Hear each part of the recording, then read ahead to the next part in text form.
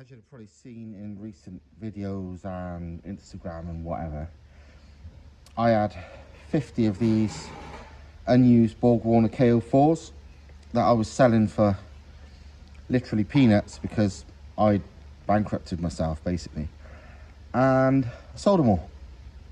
Then the other day, some random person on eBay opened the case, wanted to send them back. They're really rough. Blah blah blah. You know, it's like they were listed as slightly water damaged, brand new turbos, but they're perfectly functional. And these are them. I accepted the case because fuck, just sell them on again.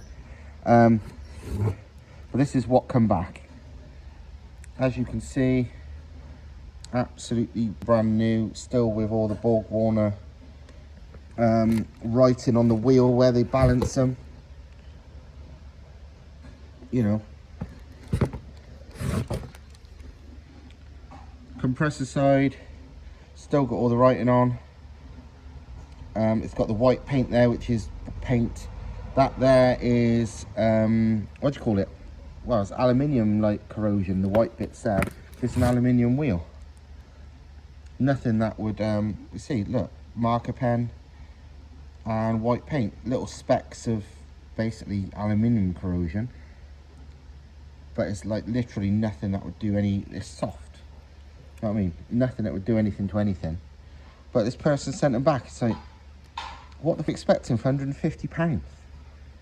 Jesus Christ. But what I'm going to do now, just because, before I sell them again, is whip the housings off, clean them, whip the housings off carefully because they're too easy to damage otherwise. Clean them, literally 5-minute job, and then put them back to sale. But yeah, very annoying because people are stupid. I mean, if you're buying £150 turbos brand new and you think that's enough reason to send them back, I'm guessing you have no idea about turbos and are never going to even use them. So, but yeah, I'm going to take them off. I'll show you as well, and then put them back together, and then I'll put them back on eBay. There you go. According to him, this is rough. It's actually way cleaner than some of them are. It's a brand new turbo. It's just got slight water damage. Look at the back housing. 21st, 24, 10. It's mint. And this clown's sending them back. Here's the other one. Still not, it's not as pretty as that one, but it's still literally just cosmetic, you know, aluminium that's had water dripped on it business, like nothing bad. Why are they crying? Absolutely, literally as listed. Dickheads, man. Wasting my time and money. There you go, get my quick 2-minute clean. And yeah, literally, even the brown that was on the back of these wasn't even rust, it was fucking dry oil from assembly. You know, same as there was brown around here. You wipe it with your finger, it was just oil, the assembly lube. It's just gone brown over like time. So yeah, they are as they are now. They're basically, they've still got the, you know, tiny discolorations because aluminium discolors when water drips on it, but it has absolutely no effect on anything. They are exactly how the fuckers sent them me back, really. Right, and there they are, back together, absolutely fine. Better now I sold them last time actually, but they were perfectly fine last time. It was just some absolute penis wasting my time. So actually, from checking who I sold these to, that person follows me on Instagram and probably watches my fucking videos. So I'm surprised that fucking person would be daft enough to send these back and making out they're rough, because they're not, they're fucking fine. But yeah, he could fuck off. So yeah. Right, so now this fake return was inspected and sorted out. Time to get on with putting that one and that one. This is our new adapter looms, by the way. Wow, the components of Thomas's building. Anyway, enough of that. That'll be for another video. But yeah, This to go in that. I've not done anything with this for a couple of weeks because I've been busy with other shit, but time to get on with it. Mostly, well not mostly, but partly because the sooner I do this, the sooner I can get on with the red one, which I just bought in the last video. But first things first, this one. So the main job here is to remove all the Toyota shit. I've already made a start, pulled out all the wiring and this, that, the other. It's now mostly a case of removing the back bumper, removing the exhaust and dropping the engine. It's actually generally a longer job to get the old engine out than fit the 1.8T. It's that fucking easy.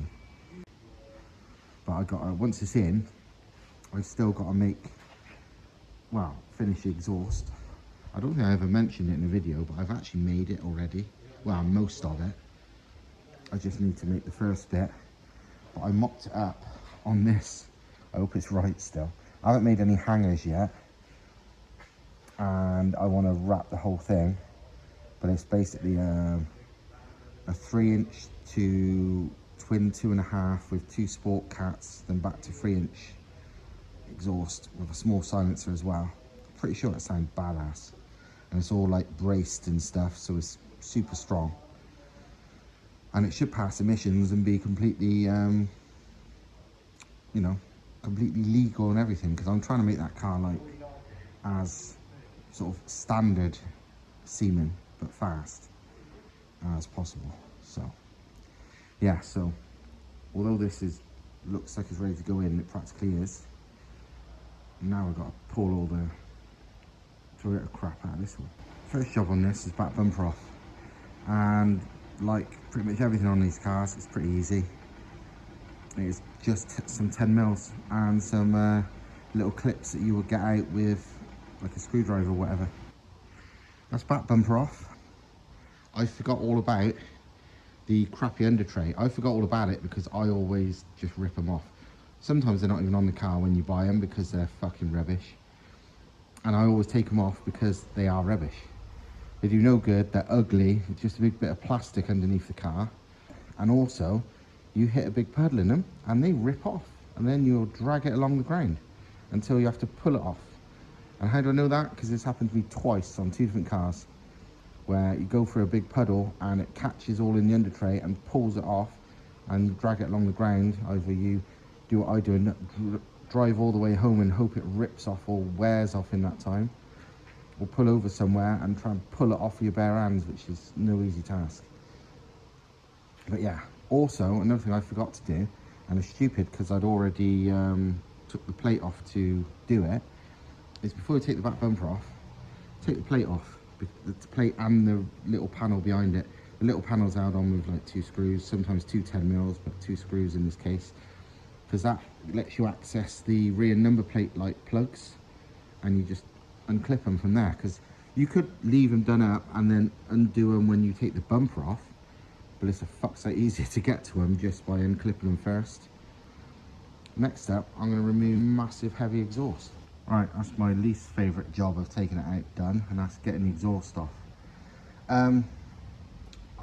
Fucking good luck to anybody who wants to take one of these exhausts off because they want to keep the crappy ones as that engine, and they just want to, I don't know, some people remove the pre-cats, some people just want to fit a new exhaust, whatever.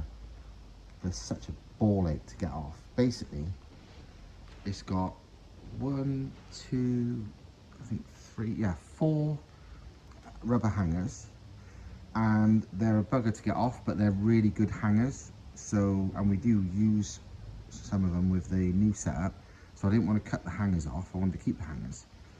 So what I do, because they're a bugger to get off and we're just chucking this shit in the bin, I just cut them all with an angle grinder. So literally cut them out, chop chop chop, and that's that off easily. And then the next, and then probably the worst job of this, apart from the fact this weighs a fucking ton and is massive. I mean, look, half the back of the car's empty now. It's literally the whole exhaust. Anyway, the worst one is the downpipe bit to manifold flange where the pre-cats are. Yeah, sometimes it wants to undo. These seem like they were going to undo, but they're always seized up and tight and rusty and just horrible. And fuck that shit, I'm only going to throw it all in the bin, so it's far quicker just to get the disc cutter again and just chop the manifold there. I'm only using a small one, like 125mm blade, and that goes through almost all the way with a fresh blade. And then I just went around the other side and chopped the last little bit, and there you go, it's off in the bin. From this part on, it's not as bad. Obviously, there's the front part of the under tray. Again, I just chuck that shit away. In my opinion, it does no good at all. It just holds, look at, holds all this shit that's collected there over the years. It looks ugly. There's something else to fall down, and it doesn't protect anything, like under the car.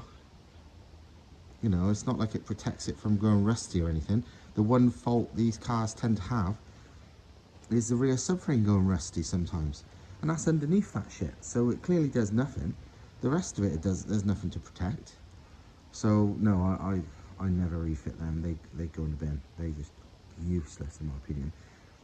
And whether they do anything for aerodynamics, in my opinion, very little, because again, they're full of holes and they're not a great shape. And my car's done 180 odd without that fitted, and it would easily do over 200. 180 was it was only like half mile and then a tiny bit more, and I didn't let off. Yeah, even in the mile I would do over 200. So this, and I ain't got nothing underneath. So no, if you want an under tray, a flat floor, do a proper one, because these things are jank. So yeah, now that's off. One bit of good news is, by the looks of it, I haven't really had a look yet, but the subframe looks solid, because some of them have holes in them. But this one looks like they've, previous owner, because the previous owner I got it off, had it for a long time, and he was proper enthusiast. He owned like 4 of them. It looks like he's painted it or wax-oiled it or something, so it's not all knackered and full of holes. I might be wrong, I'll check it in a minute and and see, but so far so good. I have got a spare subframe if need be, so I don't care. But yeah, looks alright. So time to do a few more bits. Drive shafts next. Again, no way am I bothering removing them the correct way, because it's an absolute ball ache, and we're not using them because they're junk. I literally cut them in half, and then they come out 50 times faster. Removing them the correct way, because they're splined both ends, so they're way harder than the 180T. The 180T swap shafts we put in are bolted at one end, splined at the other, so they're super easy to get in and out. These are splined both ends, so to get them in and out, you have to undo all the fucking suspension and everything to move the wheel right out. And seeing as I'm throwing them in the bin anyway, no thank you. So cut, dustbin, done. I spoke to the guy who sent these back as knackered, and he genuinely thinks they're fucked. He's like, oh, they're out of balance, there's stuff stuck to them and all this stuff is... It's like, no, there's nothing stuck to anything, you can see there's not. And he's like, oh, you wire wheeled the turbine wheel. It's like, no, I didn't. You can see the turbine wheel is like brand new and untouched. You can see it in the fucking video, everybody's seen it. I've shown you in this video, still got the numbers written on it.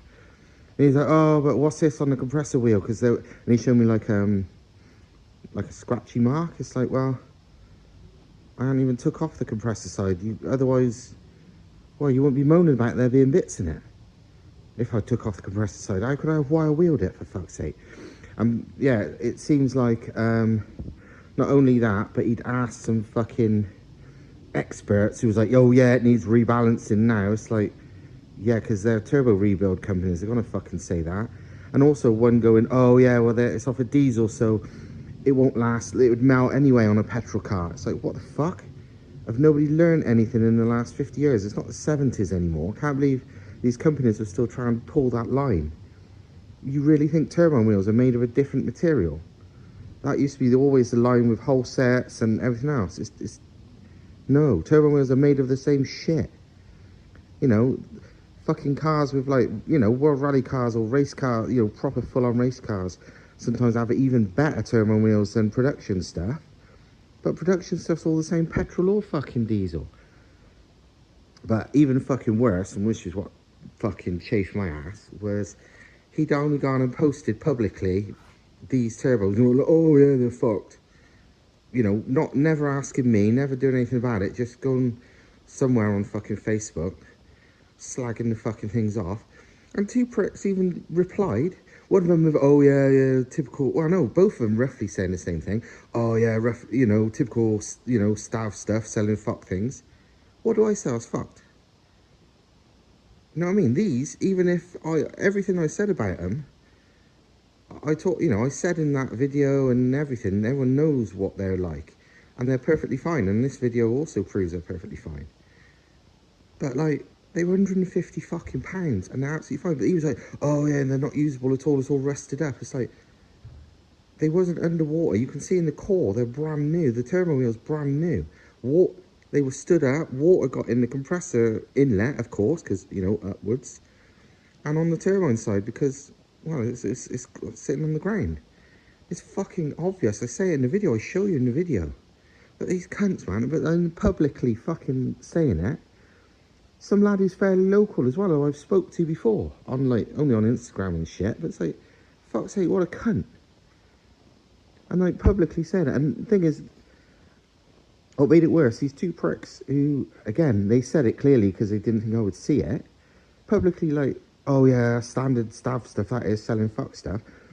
One of them is a fucking customer who's bought 18T swap stuff off us, and one of them is under his false fucking fake username because he has to hide from everyone he owes money to and stuff from scamming people. That famous cow guy who ripped off, was it Living Life Fast or fucking Officially Gassed? One of them, one of these channels. He was meant to be building them an all-wheel drive Civic and basically ripped him off and ran away. And there was like you know, like a few videos of them trying to hunt him down, and like all these other people saying about him ripping him off. And it was him under his false name trying to slag me off. But this guy had posted up, I didn't know about this, but this guy who was befriended the turbos sent me a screenshot of it. I don't know why he did that. And I guess he was trying to use those as like, oh yeah, look, this is what you do, you rip people off. So I messaged them both. I was like, so what are these things I rip people off on then? And that cow dickhead under his false name, basically, he just did his usual fucking calling names on the internet and just being a prick. And then he was like, and the thing is, he was at that race wars and he was there, spoke to him. Because he was with somebody else there. I'm not going to say who, because, you know, whatever. But he was like all nice as pie there. And then now he's all giving it the big one again. It's like, mate, you're not, everyone knows who you are. You're not the fucking Rambo. He's like, oh, you know, if you want, I'll come to any event you're at or even come to your place and we can have it out. Have what out, you fucking idiot? You're not fucking Rambo, mate. You ain't no fucking scary person. And have what out about who? About what? I don't know you for shit. You aren't, neither of us has got anything to do with each other. Have it out. What? For fucking knowing that you're the scammer under that false name? And for fucking not, like, standing up, you know, not replying when you're fucking slagging me off? Fucking internet, man. And the other one, like I said, it's a fucking customer. And I said to him, I goes, what, so what? Then what's this problem? And he's like, oh, and all he could say was he reckons the stuff we sent him, it took way longer than we planned, or than we originally said, which unfortunately is when it's basically a one-man band. There's Thomas, and then me helping him a couple of days a week, sending stuff and whatever. Shit is late in a small business. Shit does go, all it takes is one supplier to be late, and it makes you late. It's like, what? And then he was like, oh yeah, you know, I'm really disappointed you missold it me, you know, I hope to get it all ready in 6 weeks and blah blah blah blah. It's like, mate, loads of customers have done this swap within a month. We can do it if we've got the bits ready and we're really pushing it. You can do it in a weekend. It ain't our fucking fault you've took too long. And I said, if there's a problem, I goes, why haven't you messaged us? I goes, if there's an actual problem, why haven't you complained to us so we can fix it? I goes, what's missing? What's wrong? What have we done wrong? But it's like, what the fuck? These people, it's kind of ruined my night. I was in a good mood until These dickheads. Everyone always says, you know, oh, we ignore the haters. Haters come with the territory of being whatever, being a business, being a, you know, known or that kind of shit. But it's fucking annoying because I do my best to not be a fucking prick to nobody unless there's a reason to be. If there's a reason to be, I am. But for no reason, I try and be as fucking helpful as and open and honest as humanly possible. Stand up to all the products, help in every which way we possibly can, and if there's any faults with anything, which to be honest, I don't recall there being any. Actually, no, tell a lie. There was one very small fault with that rear plate. Manufacturing error, nothing to do with us, it come like it. And we sent them a replacement. And I'm going to reuse it because it's perfectly fine, but I'm going to use it on this engine. But, well, you know, if it wasn't good enough for the customer, so yeah, we changed it because that's what we do. We're not fucking cunts. There's, you know, if somebody's got a problem, we will fix it as long as it's our fault and not just somebody not capable of doing something. So people, when they're like slagging stuff off, it does piss me off because I sort of believe in karma. Like, you be good and you get, you know, and you get it back. But like, you try and be good and you still get pricks at this fucking slagging it off. Yeah, I couldn't believe it when that guy posted up this thing and the two people slagging it off was, one is a famous scammer, like massive famous scammer under his fake name, and the other one is a fucking customer. And neither of them, I've messaged both and they've both replied, and neither of them have got a fucking straight answer to what supposedly I sell as shit. Because they know it's not true. They just didn't expect me to fucking read it. Because these people post stuff, you know, in places where they think someone's not going to see it. And lucky for them, this guy fucking posted a screenshot. It's funny though, there was this turbo rebuilder bloke talking pure shit. I think I know what it is, but I'm not going to bother with him. But there was a turbo rebuilder bloke he sent me a screenshot of later on saying, oh yeah, it needs rebalancing, and oh yeah, it's the wrong material because it's not off a car. You know, it's got to melt. He scribbled out their name because he fucking, so I couldn't fucking contact him and call them out too. But it's like, I ain't gonna, what do these people expect? I'm gonna fucking, I do what's right. And what's right is not fucking taking people's shit. You know, cunts, man. People are just dickheads. It's like, fucking mental. Put me in a right bad mood. I was really getting on with this until then. But, you know, balance. But yeah, you've seen these fucking turbos now. You tell me what's wrong with them if somebody actually understands turbos. Nothing. Fucking hell. Well, manifold's off. Basically, everything's off. All I've got to do now is undo the hydraulic clutch pipe. And I should then be able to just unbolt everything and remove it. Right, so the engine is now on the floor. It's pretty easy. Just unbolt everything. Drop it down. If you want to see exactly how, we've got the full how-to video where Thomas does it far neater than this, but still. But yeah, it's mostly, there's one bolt at the back, one bolt at the front, one bolt at the back, one bolt at the side. Then there's 3 bolts you have to get from underneath there.